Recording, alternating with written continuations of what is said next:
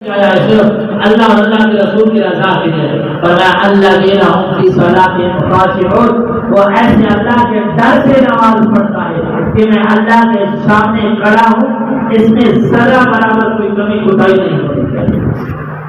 اور دوسری صفت والذین هم عن اللغو معرضون، یہ بڑی اہم بات ہے۔ والذین هم عن اللغو معرضون، فنا فضول باتوں سے بچنے کی کوشش کرتا ہے۔ اور آج ماشاءاللہ ماشاءاللہ ہمیں فضول باتوں کے علاوہ آتا بھی کچھ نہیں ہے۔ اب بچہ بولتا ہے نا تو وہ بھی دکھتے لگا رہا ہوتا ہے۔ یہ پتہ نہیں ہمارے یہ جو موبائل آیا نا، موبائل اسلام میں وہ کچھ سکھا دیا ہے کہ بیٹا باپ سے بھی بات کرتا ہے تو وہ دکھتوں کے انداز میں کرتا ہے، اس کو جواب ایسے دیتا ہے اور باپ بھی سن کے خوش ہو رہا ہوتا ہے کہ ماشاءاللہ میرے بیٹے نے کیسا جواب دیا ہے۔ قرآن کہتا ہے کہ کامیاب وہ ہے جو ان فضول باتوں سے بچنے کی کوشش کرتا ہے۔ انسان کے بس میں اللہ نے صرف کوشش رکھی ہے، نتیجہ اللہ پہ چھوڑتے ہیں۔ حضرت امام احمد بن حنبل رحمۃ اللہ تعالی علیہ بہت بڑے امام گزرے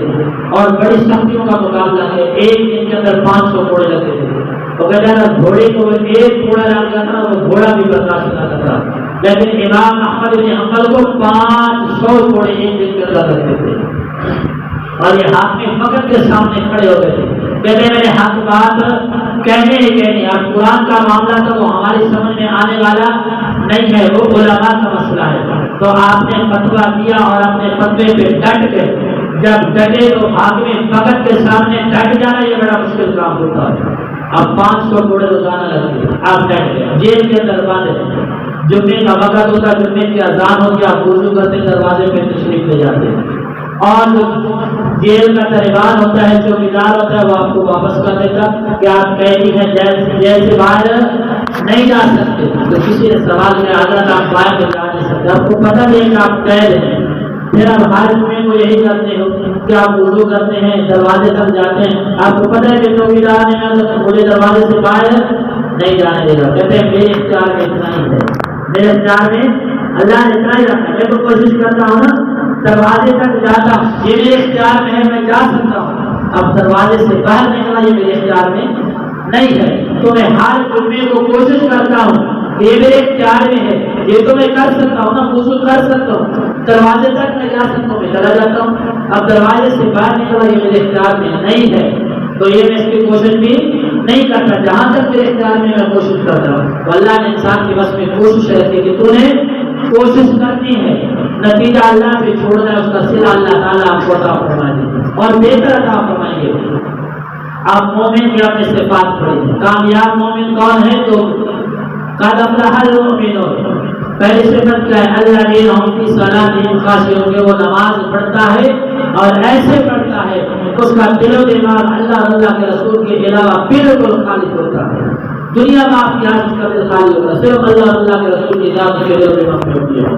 اور دوسری کیا ہے کہ وہ فضول باتوں سے بچنے کی کوشش کرتا ہے، اور جیسے میں نے کہا الا ماشاءاللہ، ہماری قوم جس راستے پہ لگی ہوئی ہے فضول باتوں کے علاوہ ہمیں کچھ ملتا ہی نہیں۔ ماشاءاللہ ہمارے چوک چوراہے کیسے رات کو آباد ہوتے ہیں،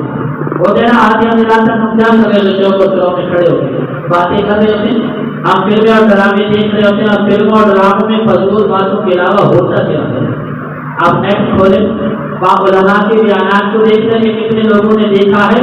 اور فضول باتوں کو دیکھ رہے ہیں کہ فضول باتوں کو ہم نے کتنا دیکھا اور سنا ہے۔ ہم مسلمان ہیں، قرآن کیا کہتے ہیں؟ کامیاب وہ ہے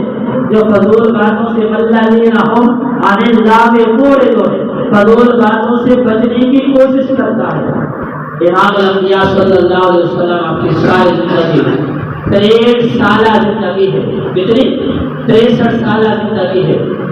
آپ امام الانبیاء صلی اللہ علیہ وسلم کی زندگی کو اٹھا کے دیکھ لیں کہ آپ نے فضول باتوں میں کتنا وقت گزارا ہے اور دین کی محنت کے لیے کتنا وقت گزارا ہے، پھر پتہ چلے گا۔ لیکن ہمیں تو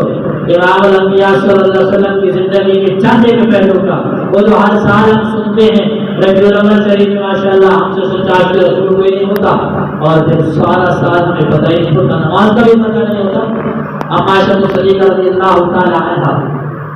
اور فرماتی ہیں کہ امام الانبیاء صلی اللہ علیہ وسلم جب کھڑے ہوتے تو یوں لگتا کہ ساری رات کھڑے رہیں گے، جب رکوع میں چلے جاتے تو یوں لگتا کہ ساری رات رکوع میں گزار دیں گے، اور سجدے میں جب جاتے تو سجدے میں جانے کی یہ کیفیت ہوتی ہے، کیونکہ جب بندہ سجدے میں ہوتا ہے نا اس وقت رب سے سب سے زیادہ قریب ہوتا ہے، رب تعالیٰ کے سب سے زیادہ قریب ہوتا ہے، اور سب سے زیادہ دعا قبول جو ہوتی ہے وہ سجدے کے وقت ہوتی ہے۔ جب بندہ سجدے کی حالت میں ہوتا ہے اس وقت رب سے سب سے زیادہ قریب ہوتا ہے۔ تو ہمارے کو طریقہ فرماتے ہیں کہ جب حضور سجدہ فرماتے کہ بعد مرتبہ یوں محسوس ہوتا کہ آپ کو پرواز کر سکتے ہیں، بعد مرتبہ میں سننے کی کوشش کرتے، حضور کی آنکھوں سے آنسو جاری ہوتے، حضور کی آنکھوں سے آنسو جاری ہوتے اور رو رہے ہوتے، اتنا چلانا ہوتا۔ میں نے عرض کی یا رسول اللہ صلی اللہ علیہ وسلم سارا دن آپ پتھر کھا رہے ہیں، کبھی کافروں سے کفار مکہ سے مارے برداشت کر رہے ہیں، کبھی آپ کو روجڑی ڈال رہے ہیں، کبھی آپ کو پتھر مار رہے ہیں، کبھی آپ کو مکہ کی گلیوں میں گھسیٹ رہے ہیں، آپ کا جسم مبارک لہو لہان ہوتا ہے، اور رات کے وقت آپ مصلی پہ یوں کھڑے ہوتے ہیں، جب قیام کرتے ہیں تو لگتا ہے ساری رات آپ نے قیام میں گزار دیں گے، جب سجدہ کرتے ہیں تو یوں محسوس ہوتا ہے کہ روح پرواز کر چکی ہے، اور آپ کو معصوم کا یہ خطا ہے، تو یہ اتنا کچھ کیوں ہے؟ دن ہے تو تکلیفوں میں ہے، رات ہے تو ساری رات اللہ کے ہاں کبھی قیام میں، کبھی رکوع میں، کبھی سجود میں گزار دیتے۔ فرمایا اے عائشہ افلا اکون عبدا للہ شکورا، کیا میں اللہ کا شکر گزار بندہ نہ بنوں؟ کہ یقین